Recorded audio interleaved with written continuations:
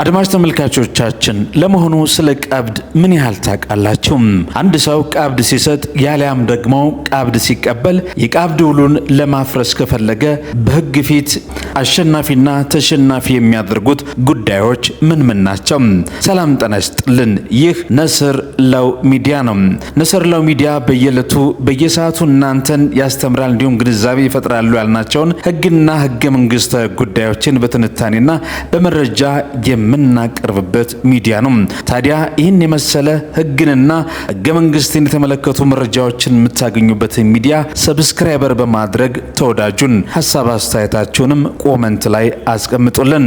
ላይክ በማድረግም ይህን መረጃ እንድታዳምጡ እንጋብዛችኋለን። በዛሬው ልዩ ዝግጅታችን በመግቢያ ላይ ያስደመጥኳችሁን ቀብድን የተመለከተ ልዩ ትንታኔ ይዘንላችኋል።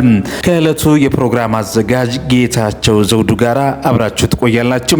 የሕግ ባለሙያውና ጠበቃ ጌታቸው ዘውዱ ቀብድን የተመለከቱ ጉዳዮችን እንዲይዞላችሁ ቀርቧል። አብራችሁ ቆዩ። በድጋሜ ሰብስክራይበር በመሆን እንድትወዳጁን አበክረን ጠየቅናችሁ። መልካም ቆይታ። ሰላም ጤና ይስጥልን ውድ አድማጭ ተመልካቾቻችን፣ ይህ በየሳምንቱ የሚዘጋጅላችሁ በንስር የሕግ ሚዲያ የዩቲዩብ ቻናል የሚቀርብላችሁ የሕግ ጉዳይ ፕሮግራማችን ነው። ከንስር የጥብቅና ሙያ አገልግሎት ድርጅት ጠበቃና የሕግ አማካሪ ጌታቸው ዘውዱ እባላለሁ። በዛሬው ዕለት የምንነጋገርበት ጉዳይ ስለ ቀብድ ወይም ቀብድ ነው። የፍትሐብሔር ሕጋችን ቀብድ ስለሚለው ነው ቀብድ ያልኩት። በተለምዶ ቀብድ እያልን የምንጠራው ነው። ቀብድ መያዣ፣ አረቦን ወይም ዕቃ ተብሎ ሊጠራል ይችላል። እንግዲህ የተለያዩ የአማርኛ መዝገበ ቃላቶች በዚህ መልኩ ነው ዲፋይን የሚያደርጉት። እንግዲህ ቀብድ ምንድን ነው ወይም ቀብድ ምንድን ነው ስንል ቀብድ ማለት እንግዲህ ከመግዛት በፊት ለሻጩ የሚሰጥ ገንዘብ ማለት ነው። የሚገዛ ነገር ወይም ዕቃን ወይም አገልግሎትን ሊሆን ይችላል። ብዙ ጊዜ በማህበራዊ ግንኙነታችን እነዚህ አይነት የሽያጭ የመግዛት እና የመሸጥ ሂደቶችን ስናከናውን ያንን ዕቃ አስመልክቶ ለሌላ እንዳይሸጥብን፣ ሻጩም ለሌላ እንዳይሸጥብን፣ ገዥም ደግሞ ሌላ ቦታ ሄዶ እንዳይገዛ ስምምነታቸውን ለመግለጽ ቀብድ ከፍለው ይሄዳል ማለት ነው ገዥ። ስለዚህ ቀብድ አብዛኛውን ጊዜ የሚሰጠው ውሉ የሽያጭ ውል ሲሆን ነው ማለት ነው። የሽያጭ ውል በሚሆንበት ጊዜ የቀብድ ክፍያ ወይም የቀብድ ውል ተብሎ ሊጠራ ይችላል። ስለዚህ ሻጭ እሸጣለሁ ብሎ የሰጠውን ቃል እንዳያጥፍ፣ ገዢውም እገዛለሁ ብሎ የሰጠውን ቃል እንዳይለውጥ ለማሰር የሚሰጥ ክፍያ ነው ልንለው እንችላለን። እንግዲህ ብላክስ ሎው መዝገበ ቃላት ቀብድን ዲፋይን ሲያደርግ ወይም ሲተረጉመው ተዋዋዮች ከግዴታቸው እንዳያፈነግጡ ለማድረግ ተብሎ የሚሰጥ የተሸጠ ዕቃ ከፊል ዋጋ ነው በማለት ይተረጉመዋል።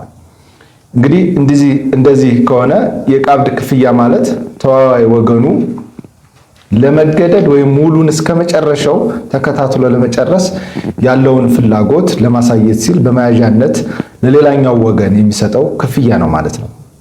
ብዙውን ጊዜ መኪና ስንገዛ፣ ቤት ስንገዛ ወይም ደግሞ ሌሎች ለተለያዩ አገልግሎቶች የምንጠቀማቸውን ዕቃዎች ስንገዛ ቀብድ ከፍለን እንሄዳለን። ተመልሰን ስንመጣ ያንን ዕቃ ተቀምጦ እናገኘዋለን። ለኛ ኦልሬዲ በቀብድ ውሉ መሰረት ተሽጧል እንደማለት ነው።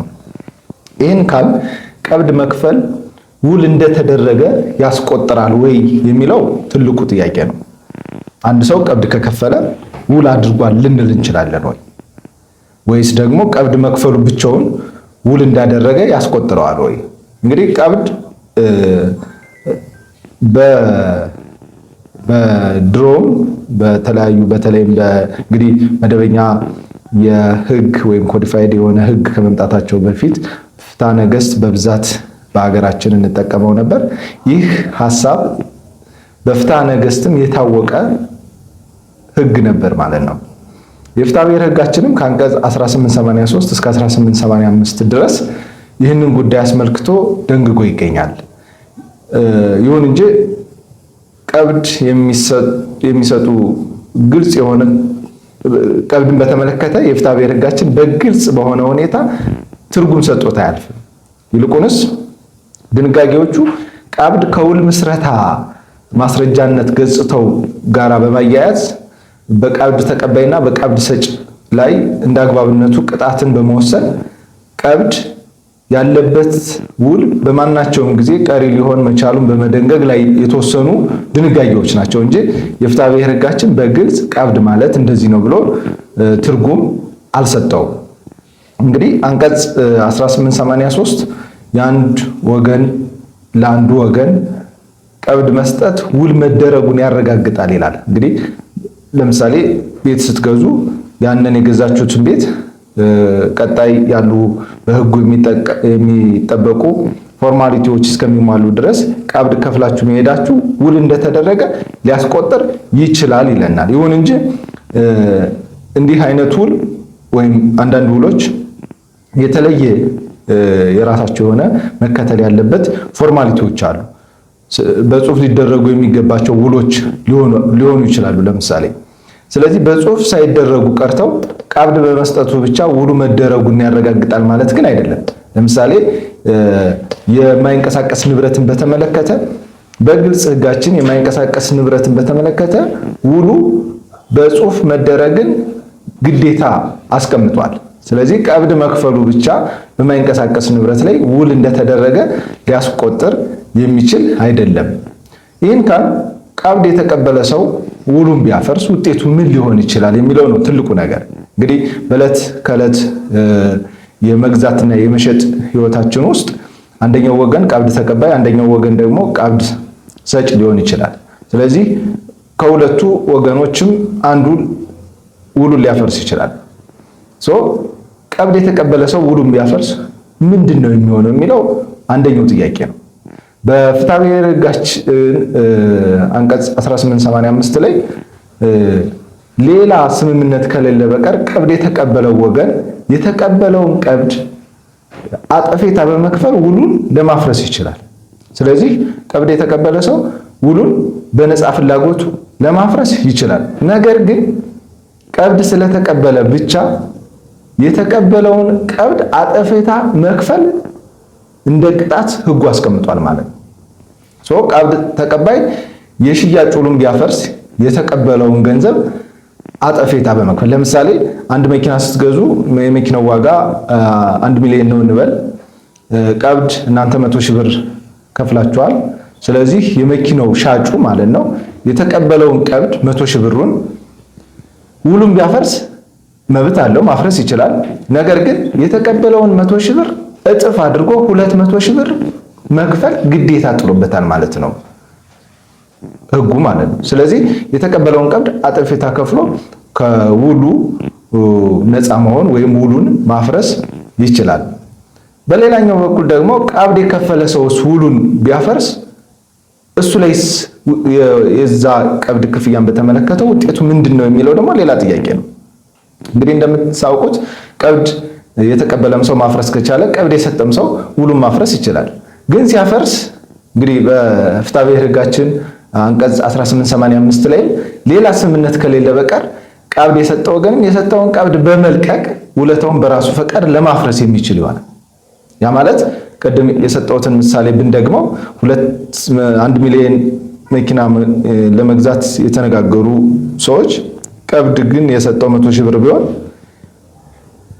ስለዚህ ገዢው ውሉን ማፍረስ ቢፈልግ የሰጠውን ቀብድ ያንን 100,000 ብር ሰጥቶ ከሆነ የሰጠውን 100,000 ብር በመልቀቅ ውሉን ማፍረስ ይችላል።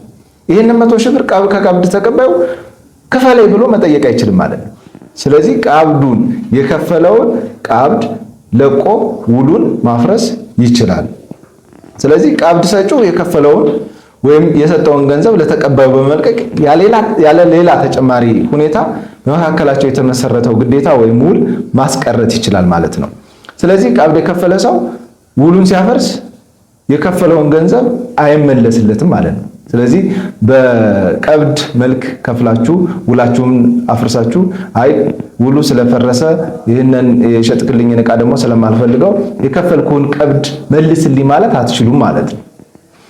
የሸጠላችሁ ሰው ደግሞ የሸጠውን ዕቃ ለሌላ ሰው ሊሸጠው ይችላል፣ ወይም መሸጥ ላይፈልግ ይችላል። ያንን የገባውን ግዴታ ቢያፈርስ የተቀበለውን ቀብድ እጥፍ አድርጎ ለናንተ ከፍሎ ውሉ ቀሪ እንዲሆን ማድረግ ይችላል ማለት ነው። ስለዚህ በቀብድ የታሰረው ውል ከሌሎች የውል አይነቶች የሚለየው ቀብድ ተቀባዩ የተቀበለውን ገንዘብ አጠፌታ መክፈሉ፣ ቀብድ የሰጠ ሰው ደግሞ የሰጠውን ቀብድ ትቶ ከውሉ ግዴታ ነፃ መሆኑ ከሌሎች የውል አይነቶች የቀብድ ውልን ልዩ ያደርገዋል ማለት ነው።